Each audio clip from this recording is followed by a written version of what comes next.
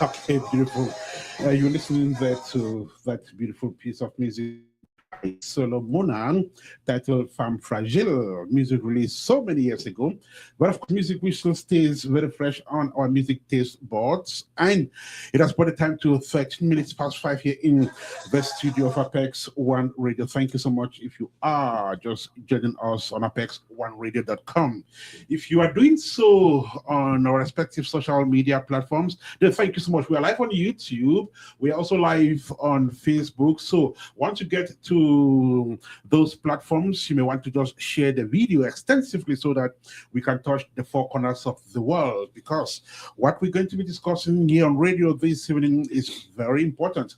Very, very important. So sit back, relax, and of course, enjoy every bit of what we will be presenting to you this beautiful Friday evening, Friday, the 13th of February 2026. And of course, you're welcome on board. Remember that when you join the video, either on Facebook or on YouTube, then share it extensively. And if you have any comments to make, drop them in our comments section. If you have questions for our guests, you are free to do so. Drop those questions in our comments section as well. Our guests will be responding to those questions. There are two of them right here in the studio of Apex One Radio. But then I'm not alone. I am with Irina. Perry. How are you, Irina? I am good, thank you, Ernest. How was the working week? It was great. It's been busy. It's been busy. Well, thank God it's Friday, and so you ready for the weekend? Absolutely. Any Busy pl- weekend too. Any plans? I have teaching. I'm going to teach STEM project Mm, in Whitehall tomorrow, and I'm going to do our first birthday mhm, photo shoot. Okay, beautiful. Irina doubles as a photojournalist. She is here with me live in the studio for Apex One Radio this beautiful Friday evening. And like I mentioned earlier on, we have two guests whom I'll just go ahead and introduce, beginning with Angela. Angela, how are you? Welcome to the program. Thank you. Thank you for having us. Okay, Angela is accompanied by Jason. Jason, how are you doing? I'm doing good today. Thank you. You're welcome to Apex One Radio. All right, so Jason and Angela White are co-founders of At Riding 22 in 22 Veterans Suicide Awareness, abbreviated VSA. So it is an organization which we'll be learning more about. I'm coming across the organization for the first time myself, but before the end of this show, we'll definitely have a lot of information about this organization. So Angela and Jason are co-founders of that association, and they are guests in today's edition of Apex Snapshot on Apex One Radio. Meantime, if you are just joining us on Facebook or on YouTube, then thank you so much for doing so. Share the videos extensively as you join the broadcast so that we can touch the four corners of the world and get this very salient topic going. Anything that has to do with suicide is pretty much serious, and I guess it's something that we definitely have to talk about. And the name of the association is very suggestive. It says Veteran Suicide Awareness, which means that the world has to be aware. People have to be aware of this, so everyone can, help to prevent it in their own way. So once again, thank you so much, ladies and gentlemen. Share the video as you join our respective platforms, Facebook and YouTube, respectively. For those of you who are listening to us on apex1radio.com, thank you so much for doing so. If you are on Radio Garden, we appreciate that as well. Then, if you are listening to us on the tuning app, thank you so much for doing so. In just a couple of seconds, it will be the start of this edition of Apex Snapshots on Apex One Radio as you continue to share the video if you are joining us on Facebook and, of course, on YouTube. And so, Tonight's conversation may not be very comfortable for some people because it has to do with a topic which so many people shy away from. We're talking about suicide, but this conversation is necessary because suicide is a reality. It exists in every community and within the military and veteran community as well. How prevalent is suicide? We will explore that in this edition of the show. But one thing is clear, even if it is just one life lost through suicide, it is one too many. Our veterans served this country with courage and sacrifice. For those same heroes to lose their lives to suicide is a concern that we just cannot ignore. It is a call for action for communities, families, and organizations that care deeply about those who have worn their uniform and have served their country. Now, one organization working tirelessly to confront this challenge is at Riding 22 in 22 VSA, based in Columbus, Ohio. Now, its mission is just simple but very powerful. Bring awareness, provide support, and help saves lives. While waiting that our guests will throw more light on this mission. And so, why are some veterans struggling with suicidal thoughts? That is the question that comes to mind when this organization or this topic is mentioned. What are the warning signs that we should be familiar with and which communities should look out for? How is this organization working to prevent suicide among veterans? Now, this and more are the questions which our guests will be providing answers to. Jason and Angela White, like I said earlier, are our guests in today's edition of the show. They are joining Ernest and Irina to have this conversation. Once again, gentlemen and lady, welcome to the program. Thank you. First question. Are you both veterans? No, Jason is the veteran. Jason is a veteran. Jason is a veteran of the United States Army, and I'm the family of a veteran. Okay. Oh, that's interesting. Veteran Jason, thank you once again for having served the country. It's always an honor to do. So, when did you join the military? How long were you there? When did you retire? I joined the military in '87 and was in it for 6 years. 6 years. 6 years. Okay. So by 93, you were retired. Yes, I got out in '93. Okay. That's interesting. So could you just take us back to when you joined the military? Why did you decide to join the military, and how was life in that corps while you were there for those 6 years? I basically always wanted to be in the military. It was something I thought was an honorable service and something I wanted to do. I definitely didn't want to go to college. I'm not a college type person, but no, I thought it was my duty to serve my country. At that time, there hadn't been any combat in over 20 years. So, there was no chance of that. We thought when we went in, we just decided it was a good career path, good way to get a training in a field that I could use after the military. And well, that was the thought going in. So that's why I joined. I thought it was my duty. It was something I wanted to do. Before Irina comes in, Angela, were you both married before he joined the military? We weren't married, but we've actually known each other since we were 4. Mm-hmm. So we had dated and but we weren't married at the time. Mhm. So I just want to know your mindset when he was joining the military. We're talking about a life where your spouse will be gone for a long time. Then you have to stay back, and until he comes back. So were you comfortable with him having to leave home and be gone for for as long as he went?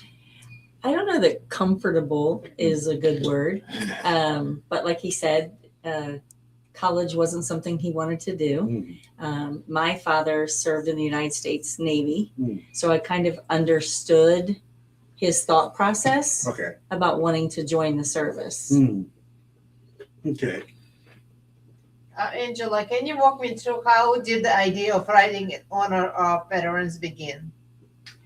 So we have known several people who have been in the service and have either committed suicide and succeeded, or have committed suicide and not succeeded, and now they're worse off than they were before. And so we've always wanted to give back. We're very big about giving back and checking on a buddy. And so in 2022, we decided that we would ride 22 states in 22 days to bring awareness to veteran suicide. And that is where the name Right in 22 came from. That is correct. Okay. And for those who don't know, the 22 is significant because an average of 22 veterans commit suicide a day. So we were going to do that in 2022. We started planning it, and Jason actually had a heart attack. He had a widowmaker in 2022.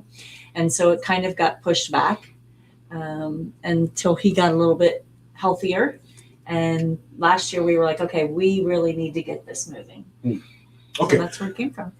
That is some very vital information you're throwing at us now. You said an average of 22 veterans commit suicide in a day in the United States. That is pretty much a very large number. We'll get to the crux of it.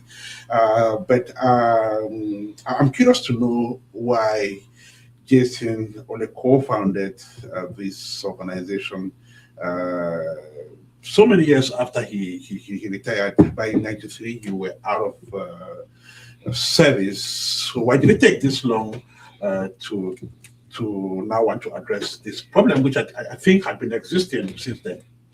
Well, yes, it has existed since then. I'm not sure what, well, life gets in the way. Everybody knows what it is. You have plans to do this, plans to do that, and just one thing happens, another thing happens, and life kind of gets in the way. And I put in for my disability through the VA, and I fought with the VA, and I know what a struggle it can be to get any help after you've been out of the military. And I finally come to a place in my life where I can help others. When I first got out of the military, I wasn't in anything but myself. I actually self-medicated with alcohol a lot and just avoided the problem, didn't face the problem, because you're trained a certain way in the military. And when you get out, the whole world is a different pattern in what you learn to separate your feelings from reality. So when you transition out of the military back into the civilian life, your thought process does not coincide with everyone else's thought process, and it's very hard to deal with. And until I was actually able to deal with it myself, I was in no position to help anybody else. So that's part of why it took so long. We come up with the idea and we planned for a long time before we actually put it into effect or put it into legs. Yeah, put it in action. So that's part of the delay. Okay, well, better late than never.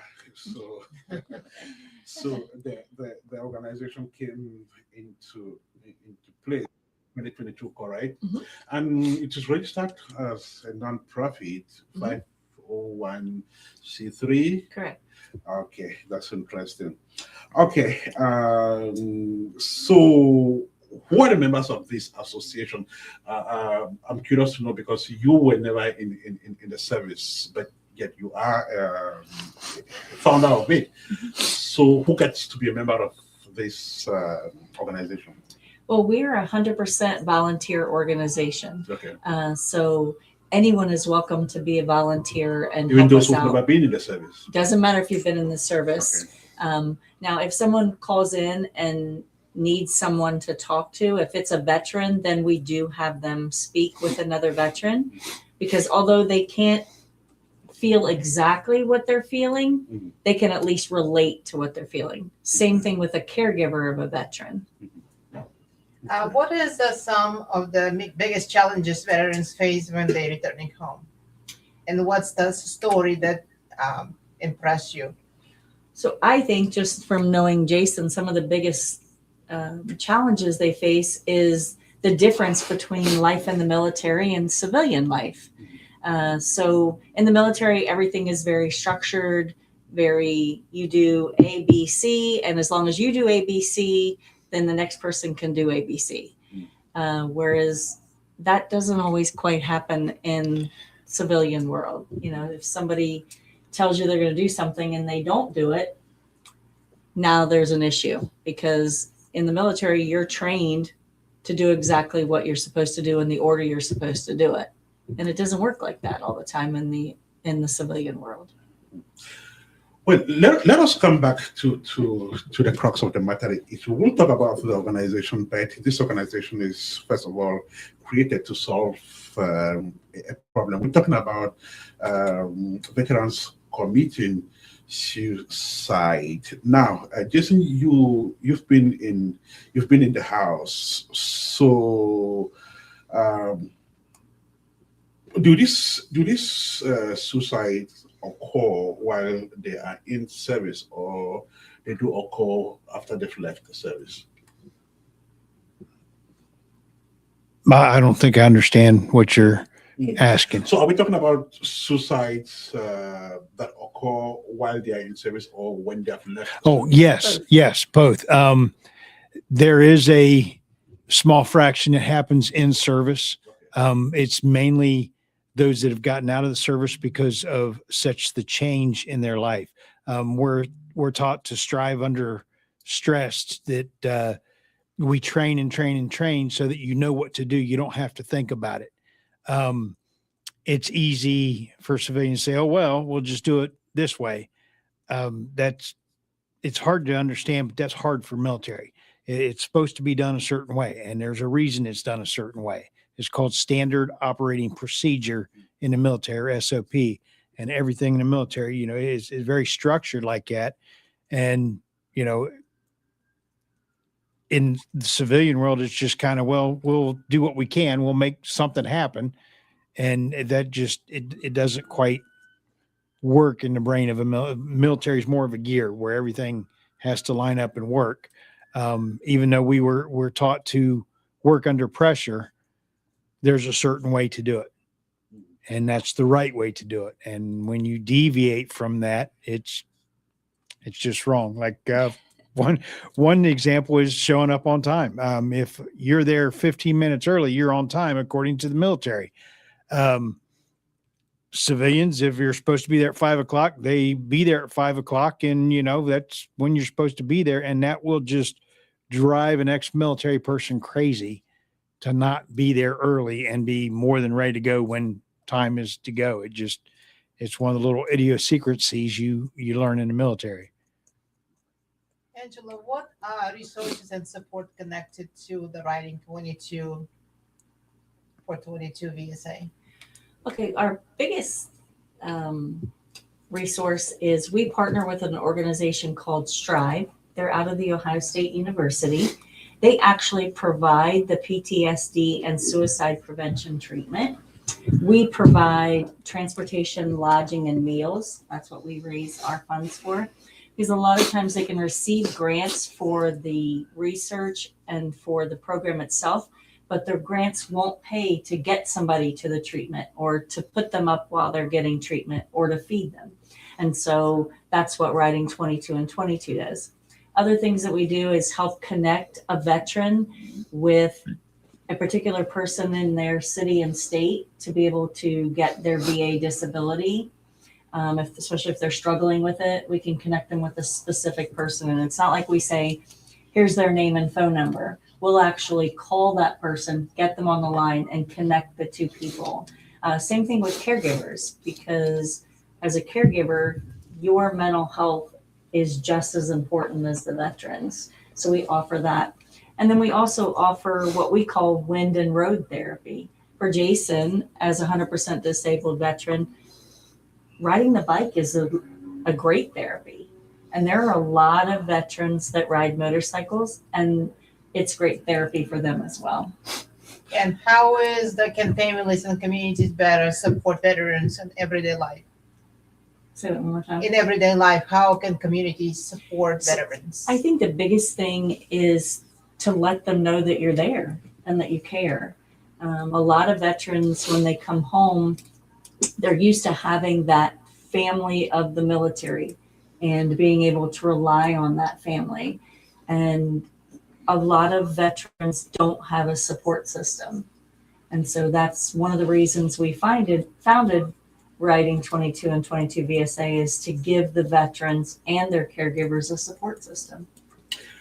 This is Apex One Radio. You're listening to Snapshots, Civil Society version. Today we are talking about suicide in the Veterans Corps. It is a social issue which has to be handled with a lot of care. Thankfully, at Writing 22 and 22 Veterans Suicide Awareness is here to address this issue. It's exactly 26 minutes to 6 here in the studio of Apex One Radio. I'll take us back to the issue so that we can build, the facts clearly. Jason, you were in the service, and we're talking about the most prestigious military in the world, where those who have the opportunity to serve are quite privileged in so many things. I do school, and most of my classmates in the service tuition free.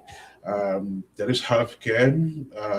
If I'm taking a flight to Texas, I'll probably have to wait until someone who has served in the military goes in first and maybe takes a first class before I pull out. So all these privileges, that tells us that serving in the military is positive. It's noble. It's something good. So why should somebody want to commit suicide simply because they were part of this, beautiful opportunity? Well, yeah, you see the benefits of it. There's also because to every yin there's a yang. For every action there's a reaction. They don't see that privilege. They see that they gave up, their hometown. They went overseas or over to a different, like for me, my first duty station was in Virginia, and I went to Virginia, and I'd call back to everybody, and they'd be like, well, when you coming home? Well, why don't you come visit me? I gave up my mom and my dad, my brother and my sister. I left my girlfriend back here, and I went to another place. People don't see that. And then there's the things that stick in your mind that you get to see when you're in other countries. Now, I enjoyed most of the other countries I went to because I am a food. I don't know even how to say it. I enjoy food. So I would try and immerse myself into their cultures and their food and the way they treated people and all that. I tried to enjoy it. It's not always enjoyable, but I tried to enjoy it. You don't think about, okay, yeah, they let me on the plane first, or getting the health care. Yeah, we get free health care, but it's a fight to get that health care. And being of the military mindset, you try, and by the third time you try and they say, well, this ain't right or that ain't right, you're like, well, then fine. You don't want me to have it, I won't do it. And they just walk off. Yes, there's a lot of privilege to it, but getting to that privilege is it's just not given to you. You actually have to work for it. And the people of the service are like, like myself, I was in for 6 years. Why do I have to fight the VA to get them to give me care? And that's the part people don't see. That's where the battles are mentally, that they're like, well, if you ain't going to give it to me, or if you told me you would give me health care and now I got to fight for it, I'm not going to do it. Your experience highlights. Yeah, I was going to cite another example where elsewhere children will be forced with ammunitions at the age of 6, 8 to join the military. But here, that really is not the case. You voluntarily join the military. Nobody forces you to do so. So that was one of the things I was, trying to debate. Why would somebody, think about suicide having served in the U.S. military until you explain that part? But then again, this is not a new problem, right? It is not a new problem, which means that the awareness is there, even within the military, and definitely there are measures that are being taken or have been taken to either to reduce the prevalence of this or even eradicate this completely. There's one other thing that I just wanted to add. Mhm. Like, you also can't change the things that they see over there and the things that they have to do over there. So sometimes the casualties of war are not other soldiers. Their casualties can be women and children and things like that. And our military are following orders, and that plays tricks on your mind. So those things are flashbacks. A lot of the veterans will have nightmares. Jason still has nightmares at times. Sounds are triggers, things that they hear. And so if they don't have somebody to be there with them and be, like a lot of times with Jason, I can tell if something is bothering him, and I can literally just reach over and put my hand on his leg, and he's got that comfort. But not everyone has that support system. Just before you come in, I also do guess that you are prepared mentally and psychologically for this before you get in, correct? Into the service or to what we're doing? Into the service. No. And that's the thing about it. They drill. I don't know if you've ever seen any boot camp videos or any of that stuff, but you do the same thing over and over and over and repeat it. So you're not thinking, you're actually acting. And when they get out, the military's gotten a whole lot better about the out process. But when I got out in 93, what they said was, okay, you're done. Do you want a plane ticket or do you want a train ticket to get home? Have a nice life. There was no training, no untraining, where they had trained me to react and to be military and have that mindset. There was no acclimation to society. Yes, there's no reacclimation in the society. It was just, thanks for your service, see you, bye. There was no, okay, now if you go to the VA and you turn in this paperwork and fill out this paperwork, they'll give you health care. There was no, if you apply for this grant, you can get schooling and be in schooling. That's something that these veterans have to fight for on their own. They have to work hard to actually get. And yes, as you said, there's a lot of privileges out there, but getting to them sometimes is too much of a fight and it's easy to give up. That's why a lot of veterans are homeless. They just give up, and they give up on one thing, then another thing, and another thing. Angela, can you talk more about what happens during a ride 22 for 22 event and who is typically participated in the ride? Yeah, so on our ride, we start off the morning at a location. It's usually some type of motorcycle dealership. We have a lot of Harley Davidson dealerships on board, as well as a couple Polaris dealerships. And so we have local veteran service organizations there. AMVETS, BFWs, things like that. And we get together in the morning. There's usually breakfast, some type of breakfast there. and we talk about what our organization does. We talk about what Strive does, and we just meet with the community, and then we take off on the ride, and we'll leave our state. So our first stop is in Ohio at No Cages Harley Davidson, and we take off from there, and we stop at some local roadside attractions. It may be some kind of oddity or a military memorial, and we arrive in the city of our next dealership that night. We hold a community dinner, sometimes dinner/bike night, and we invite the entire community to come out. So it's open to the public, and you don't have to ride a motorcycle to join us. You can join us with a car or a truck or whatever you have. And Do you let them know you're coming yes, ahead of time? yes, Okay. yeah. So we posted on all of our social media, all of our stops, and they know that we're coming. And then we hold that for the evening, and then we go to a hotel for the night. We get up in the morning and we go to the dealership in that state or that city, and we start all over. And that's what we do. But it's open to the community. Everyone's invited to join us. If you can't ride all 22 states, come ride one state, 5 states, whatever you can do. And what kind of impact has riding 22 for 22 had so far? I feel like the impact has been pretty incredible.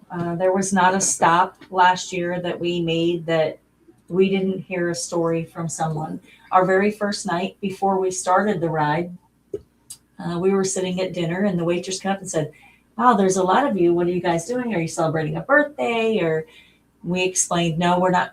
We're doing this 22 states and 22 consecutive day ride for veteran suicide." Mhm. And there was a couple sitting at the table diagonal from us, and they got up and they came over, and they both had tears in their eyes, and she pulled her coat back, and their son had committed suicide. He was in the service and had committed suicide. And so we've had veterans reach out and say, "Hey, can you help me find the right person in my area?"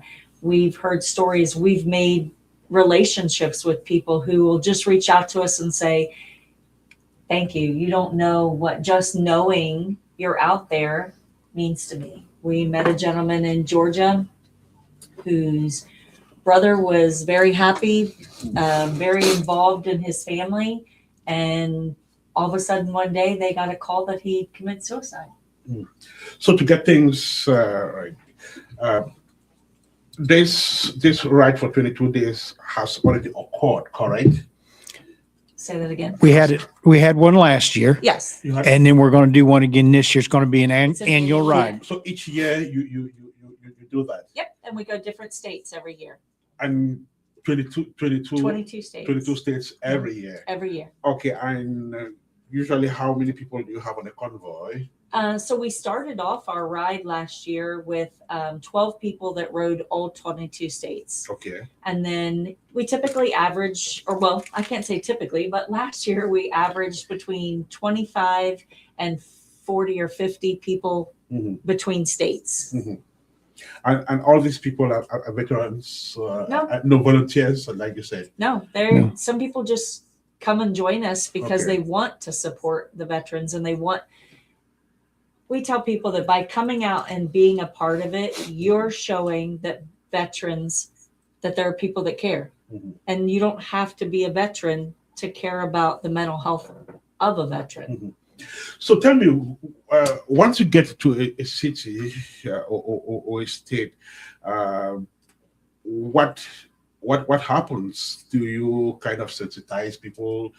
Do you move along with professionals as well, like counselors, psychologists, and people like that? So there are organizations there, the Veteran Service Organization for each state, Okay. typically a representative from the local VA or the state VA, representatives from VFWs and AMVETs and things, organizations like that. We open it and encourage veterans, therapists, anyone to come be a part of the event. Because Jason and I don't have a therapy degree, but the fact that Jason has been through it, and I've been through the other end as a caregiver and also the daughter of a veteran, We can offer practical suggestions and practical advice.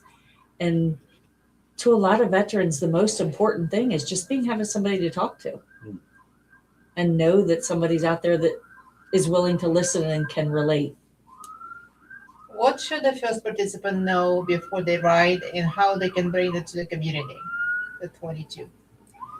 What should they know is We're not going to kill them. 22 states in 22 days sounds like a lot. The truth is, between stops is the long days is only 400 miles. The short days can actually be as low as a couple hundred miles to less than 100 miles, depending on where, like when we get up into the New England states, they're going to be very easy to get from one stop to the next. Some people think that it's long, hard riding or long, hard drives between stops. We actually last year at one point had gotten down to where it was 50 miles between each stop, between either a roadside attraction or a gas stop. We don't stay long, but it's not over hard. It's not anything anybody can do. I mean, we had a guy last year met us up, Mario. I'm even going to call him out, Mario. He met us up in Michigan. He had a bad day and was like, I want to do a ride. And he drove to his local Harley dealership and they said, well, these people are coming in. You can ride with them. He come up, he met us, and great guy. He said, I'm going to go to the first gas stop. I said, okay, Mario, come on. And 5 states later, Mario turned around and went home. So yeah, it's for anybody, for everybody. And you're going to have fun if you join us for one stop or for 5 states, and your story, and you don't even have to be a veteran. You could have a story within your life or information that just talking with someone else, you could save somebody's life by just being there to listen and talk to them. Right. So there is an understanding that to solve a problem, we need to get to the root cause of it, right? You just mentioned difficulties accessing healthcare once they are retired, which means there is an entity, an organization, or somebody who has to provide that healthcare, and probably they're not doing their job. And your mission is to solve this problem, which means that you definitely have to work with those people who are part of the problem. So do you do that? What is your relationship with local authorities or some, anyone who has to be part of the solution of this problem? We can help them navigate the VA if they need to, but the people who are going to commit suicide at the point when they say, hey, I've had enough. I don't know what I'm going to do. I'm done. I'm over with. We partner with a group called Strive, and we can have them at OSU in care, typically within 2 days. And that's where we come in. We pay for the air flight to get to Ohio, to put them in a hotel, to put them in this intensive training that Strive provides, and pay for their meals. So they have nothing to worry about except participating in the program. And the program has a 76% success rate. Okay. So that's what we do as far as an immediate cure, is to get them into this program that helps combat the PTSD and helps treat with the suicide thoughts. We're not the only ones that help provide that, because obviously, airfare, everybody knows airfare and hotels and meals are not cheap. So there are other organizations out there who also help to provide that service with Strive. We do work with the VA themselves. We include them in all of our events. And I don't want to say that the VA is a horrible place. And the way I describe it is, the VA is great, but it is a very slow process. For example, Jason is currently having some issues, some digestive issues. And the doctor said, okay, I want to see you in 30 days. Well, when they called us back to schedule an appointment, it was almost 2.5 months before they could get him in. Hmm. So the doctor wants to see him in 30 days, but the VA is not actually able to get him in for 2.5 months. And so that's where we see a struggle with the VA, is this time period. It's a slow process, whether it's getting approved for the benefits or actually getting an appointment. That's where we see the struggle. But we do work with them. We do share. They also have the access to Strive, to the program that we work with. So we provide them with contact information for Strive, so that if they have a veteran that's struggling and they know that that process at the VA is going to be slow, they can reach out to Strive, and Strive can still get them in within 2 to 3 days. Do they have challenges that you are aware of? Does Strive have challenges? VA, Veterans Administration, does it, right?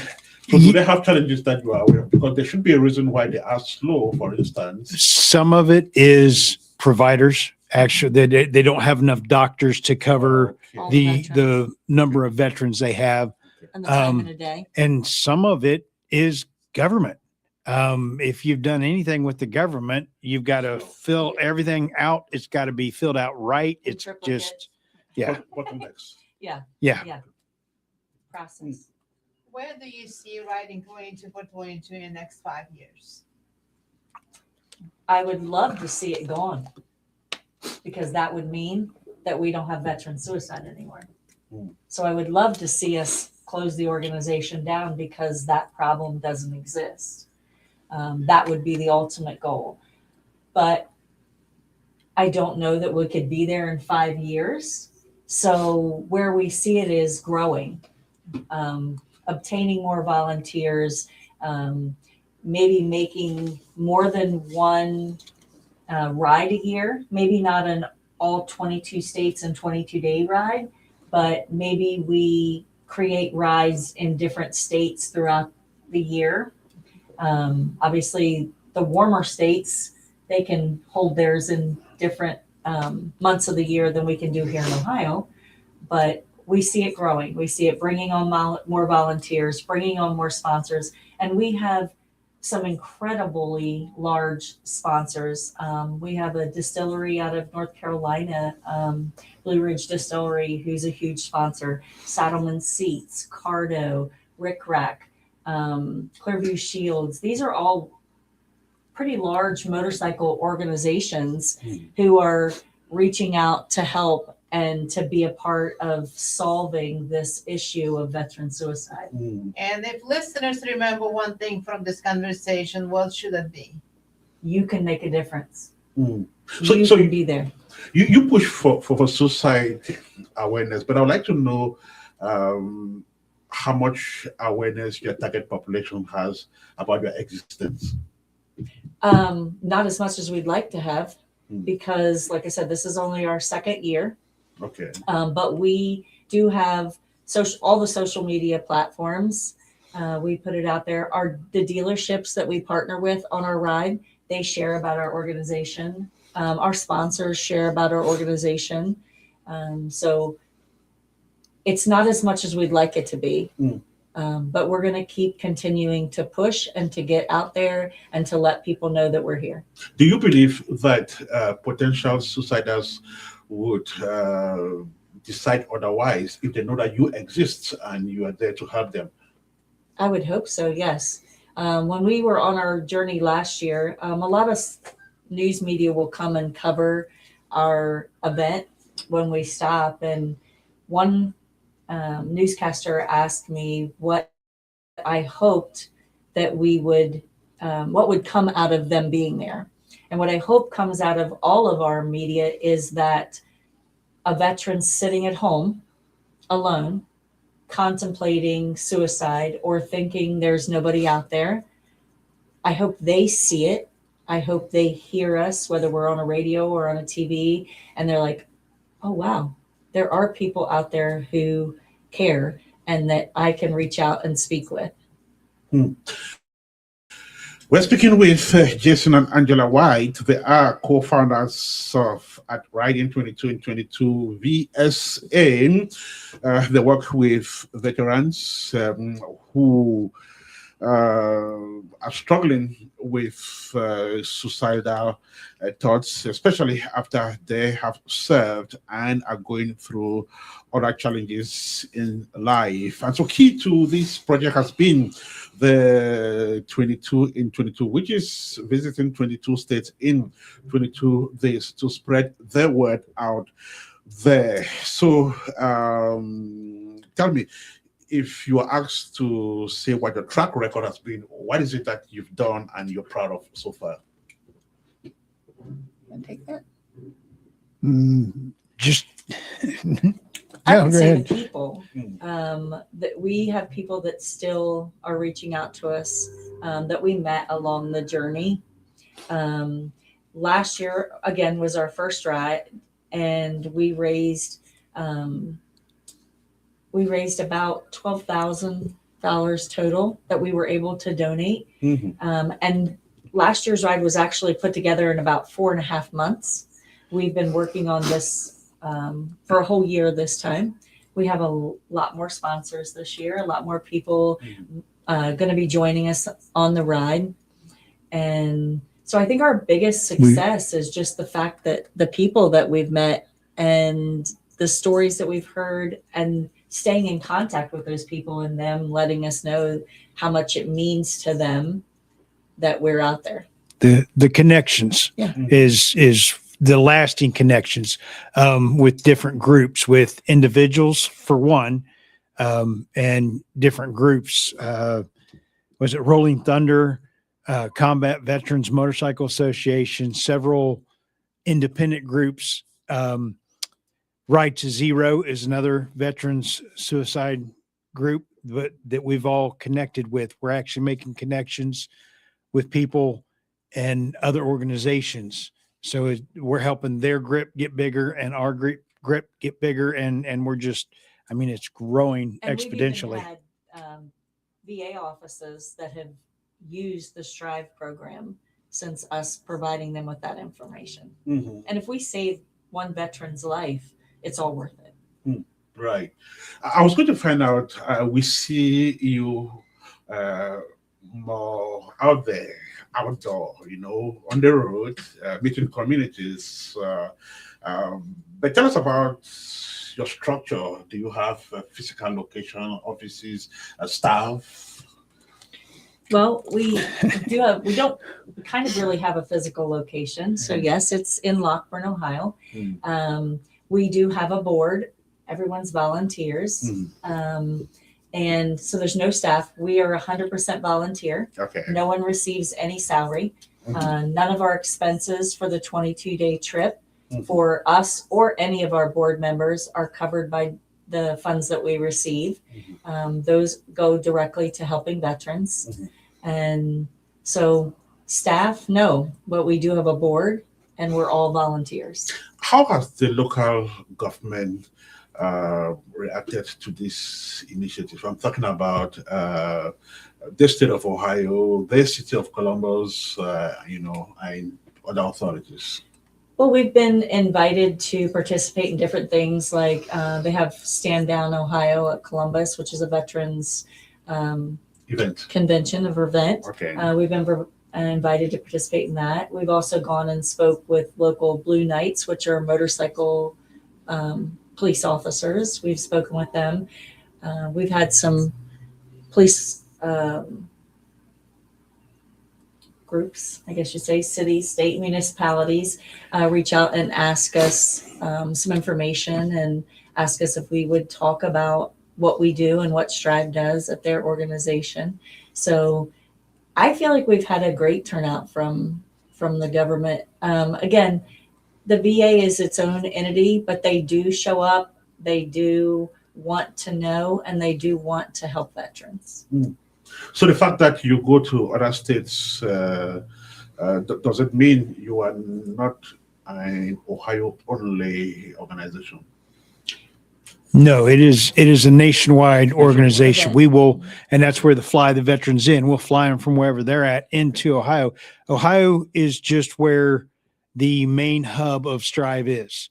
The actual organization and the And region. where our main organization is. where we're headquartered out of, and because Ohio State being the big school, it gets grants and stuff to pay for the research, the Clinicians. doctors, the clinicians, and all that, and that allows that part to be free, but to fly the veterans in and to care for the veterans while they're there is the part It has to come from donations. it has to come from donations. So we provide that. I would assume that there are other organizations that cater for issues concerning veterans, not necessarily suicide, like what you do. So do you get to network with other such organizations? Some of them we have. We've worked. Most of the ones we have are either PTSD or suicide geared.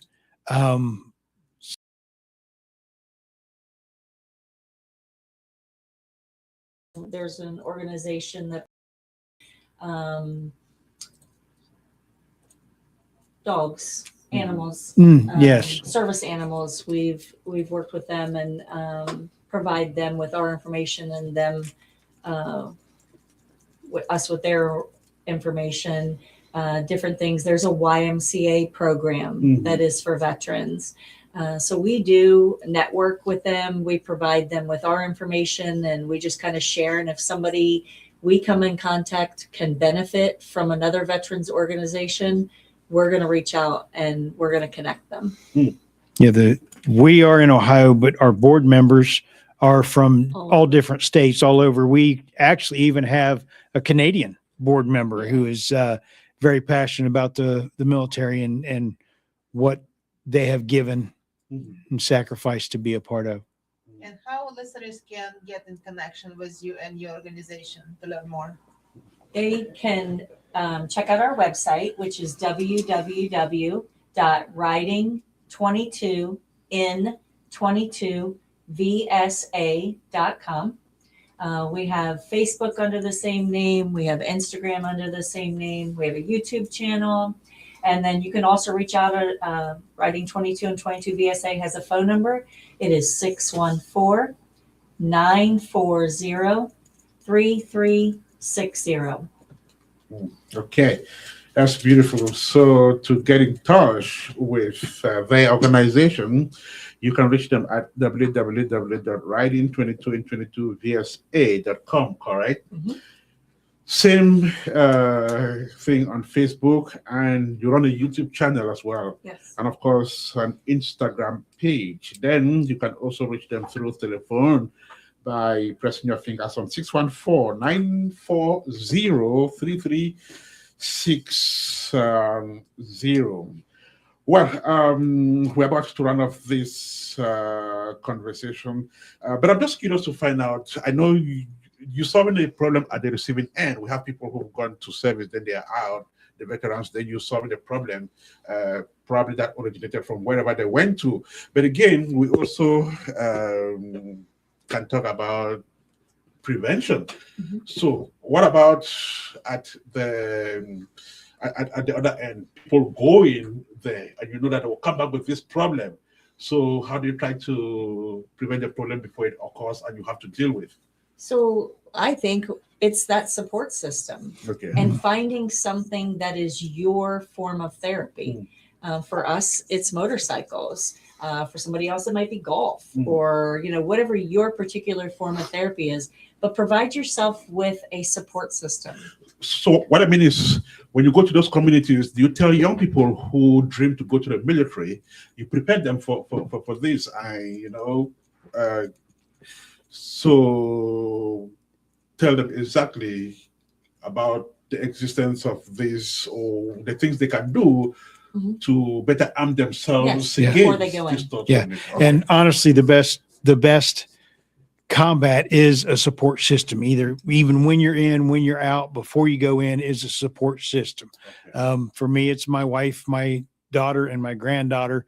I can go to them when I'm having a bad day and say, I don't know what to do. I'm having a bad day, and they're there for me. Or I have a friend who's actually in Virginia, of all places. He's on the other side of the freaking country. Got a friend in Georgia that I can just call and say, dude, I'm having a bad day. My wife's on my nerves. She's not understanding anything I'm saying, or, the trick is to have somebody you can call and say, everybody's crazy, but you, but me. So while you are in the barracks, you still have access to Yes. people out there. You Yes. can talk with them on Yes. the phone and Oh, these are the people you sleep with, you shower with, you go to the bathroom with. So yeah, they are a very, very close family. And when you're ripped away from that, you need to replace that, whether it be with a motorcycle group or with like she said, a golf group, or heck, pickleball. I don't know, whatever turns you on. So we're in February of 2026. When is the next ride? So this year's ride starts May the 22nd. May the 22nd. Yeah, and our last state will be Pennsylvania, and that will be on June 12th. Mm-hmm. And then we will hold a celebration ceremony on Saturday, June 13th. And we actually have an organization or a dealership called Moto Boutique. They donated a motorcycle this year that will be custom painted. It'll be a military type theme, and we will be selling we're selling raffle tickets to it now on our website, but you can purchase them at the events. And then on our celebration ceremony, we will raffle off that motorcycle. So when you started in 2022, did you tour 22 states? Yep. Okay. And did you have one in 23? We didn't do it in 2022 because Jason had a heart attack. Oh, okay. So last year was our very first ride. We did the Midwest. Okay. 22 states in the Midwest last year. Mm-hmm. This year we will start in Ohio. We're going to go down through Kentucky, Tennessee, Mississippi, down to Louisiana. Mm-hmm. We're going to go across the bottom of the coast to Florida, Mm-hmm. and then all the way up the East Coast to Maine, and then from Maine across New Hampshire, Vermont, New York, Pennsylvania, and then back to Ohio. And it'll be 22 states. Wow. Okay. That is. And next year's the West Coast. That is interesting, and we will hope to trail this event and see how it goes. Hopefully, it will be successful. Of course, it is a noble mission, the one to save lives of people who are not just ordinary, but people who've also put their lives on the line for this great country. So thank you so much, Jason, Angela. Yours is a double mission. Before we come back to say bye to our guests, just to announce that the 2026 edition of the FACO America Convention will take place in Columbus from June the 26th to June the 28th this year. It will be hosted by the local chapter, Ayola Columbus. Of course, it is a FACO America event, the 32nd. Of course, in the days ahead, we're going to start a special series on Apex One Radio ahead of the events. So we will be profiling the various FACO America chapters in the United States of America. So the FA convention comes up in June of this year. It will be hosted here in the city of Columbus. We'll give you details of that event subsequently on radio. But we are still with Uprising 22 in 22 VSA. So we're about to run off. If you have an appeal to the general public, the authorities, people in service, those who are retired, what would that message be? Check on a buddy. On my YouTube channel, that's our tagline as we sign off is love on your family, check on a buddy. And sometimes a phone call is all it takes. Or a text message. A text message, just get a hold of your buddy and say, was thinking about you. Don't ask them how it's going. Just say, I was thinking about you. I saw somebody driving and didn't turn their turn signal on, and I thought about you, you idiot. Whatever it takes, just make open a conversation with them. And between military members, it's okay to call each other idiots, but that's just open a dialogue with them and ask them what's going on, how they're doing. Come out and join us for our celebration on Georgesville Road and watch us give away a motorcycle at Moto Boutique. Come ride with us. Come ride with us. Ride, like she said, it kicks off at No Cages Harley Davidson on the 22nd, come ride with us to the first gas stop and go home, or come ride with us for 22 states. You know, go to the website, find out where we're at, and watch along. We'll try and post. My wife is a huge picture taker, so I'm sure there will be pictures up Yes. on Facebook. I will be doing, probably not till after the ride, I will be doing videos to go along with it. Go up there now and see pictures from last year and Yeah. videos from last year.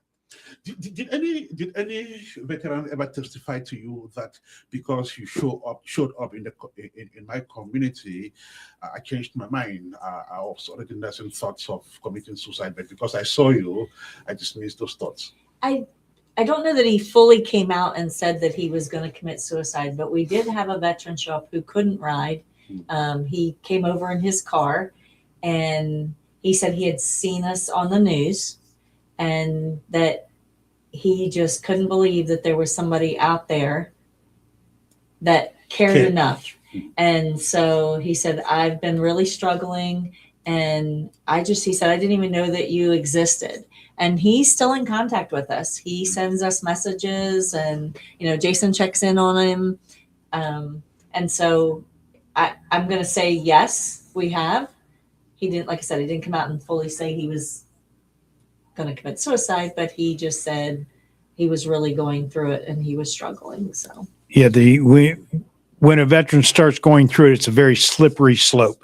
It's easy to withdraw or to turn to alcohol or become a hermit, you know, just to not exist with anybody. And it's just a matter of time once you start going down that hill to where it ends into a very dark place. And the warning signs for a veteran contemplating suicide are totally different than that from a civilian. A civilian will typically write a note, or they'll start giving their possessions away.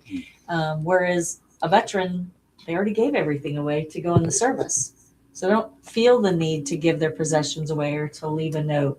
They just start to withdraw. They start to pull back, get quiet, pull away from their families, pull away from their friends, and as Jason kind of mentioned, like become a hermit. And that's when I think you really need to be aware of what's going on with a veteran.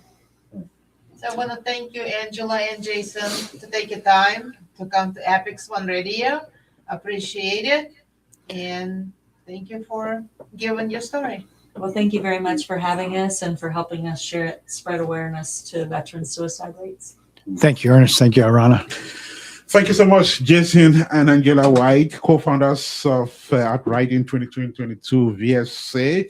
They were our guests in today's edition of Snapshot's Civil Society version, and they brought a very interesting yet sensitive story on radio this Friday evening. But the good news is that the message has gone across, and they are here. If you are having those struggles, then know that this organization is here to take care of those. Once again, thank you so much. Welcome. For those of you just joining us, keep listening to programs on Apex One Radio. We will definitely want to have you back as soon as you come back from your next ride. So That would be awesome. tell us Love that Yes. experience. We love that. All right, and so while looking forward to having them back in the studio of Apex One Radio, we want to say thank you for having been with us throughout this beautiful edition of Apex Snapshot. Apex One Radio. My name is Ernest, and I was with Irina. Marcel was the producer of this edition of the show. Do have a fantastic rest of the weekend, and keep listening to programs on Apex One Radio. Bye for now.